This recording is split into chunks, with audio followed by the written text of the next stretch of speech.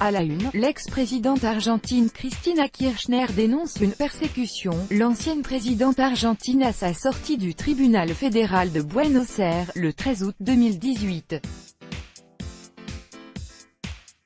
Copyright Etana BRAMOVICHAFP, une journée noire pour Cristina Kirchner, titre ce matin le quotidien chilien La Tercera.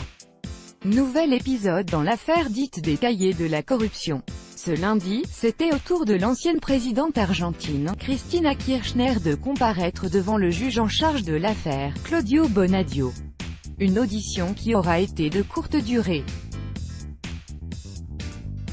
Cristina Kirchner s'est bien présentée, détaille le quotidien, mais elle n'a pas souhaité répondre aux questions.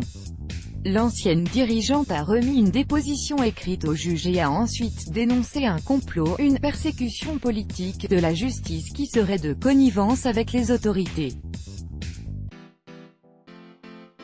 Cristina Kirchner, qui est par ailleurs une ancienne avocate, a récusé le juge, l'estimant partial, et réclame désormais la comparution du président argentin Mauricio Macri. Une position qui tranche avec celle d'un de ses anciens proches qui a passé un accord hier avec la justice et qui est donc désormais un repenti. Il s'agit d'un certain Claudio Uberti, un collaborateur très proche de l'ancien président et mari de Cristina, Néstor Kirchner, détaille Clarín. Recherché par la justice depuis vendredi dernier, il a scellé un accord avec le juge en charge de l'affaire et va donc activement collaborer, selon le quotidien. Une très mauvaise nouvelle pour Cristina Kirchner, estime Clarín. C'est le 8e repenti dans cette affaire, précise le journal. Des mesures pour freiner la crise économique au Venezuela, une crise qui n'en finit plus. Pour rappel, le FMI, le Fonds monétaire international, estime que l'inflation dans ce pays pourrait atteindre 1 million de % à la fin de l'année.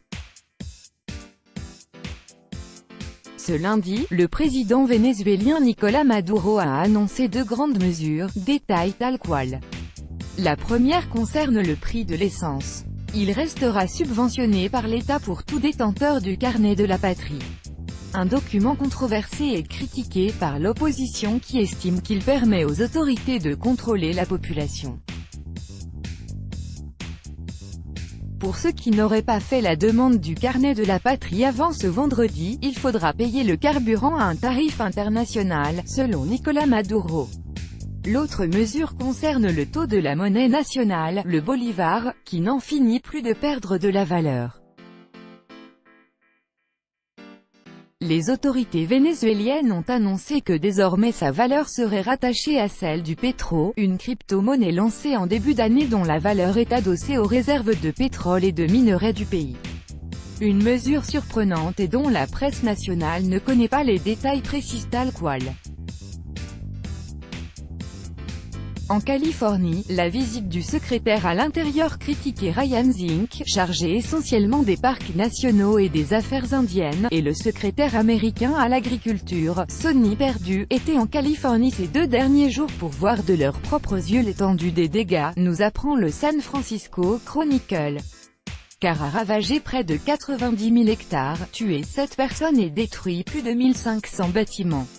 Il n'est toujours pas maîtrisé à l'heure actuelle. Et pour le secrétaire à l'Intérieur Ryan Zinke, le réchauffement climatique ne serait pas en cause.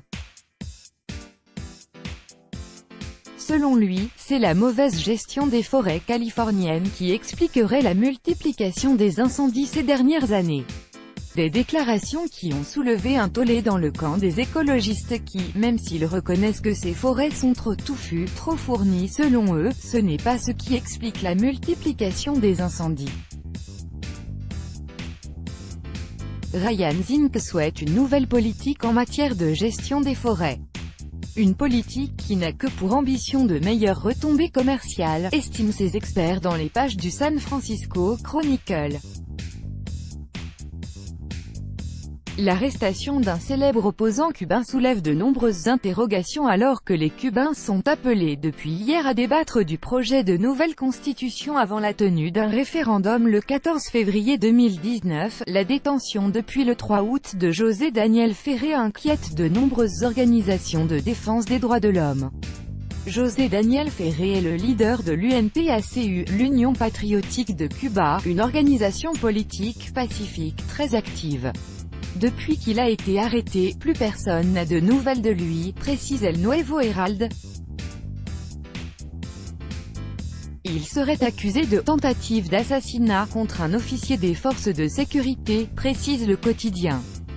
Il aurait tenté de l'écraser avec son véhicule, selon le bureau du procureur de Santiago de Cuba, alors que l'officier en question a juste été touché par la voiture, ce qui ne lui a occasionné que quelques griffures et un hématome. Selon des proches de José Daniel Ferré, cet officier se serait au contraire délibérément jeté devant le véhicule. Depuis son arrestation, plus personne n'a de nouvelles, ce qui fait craindre le pire selon ses proches qui rappellent qu'en 2003, il avait déjà été arrêté et condamné à 25 ans de prison.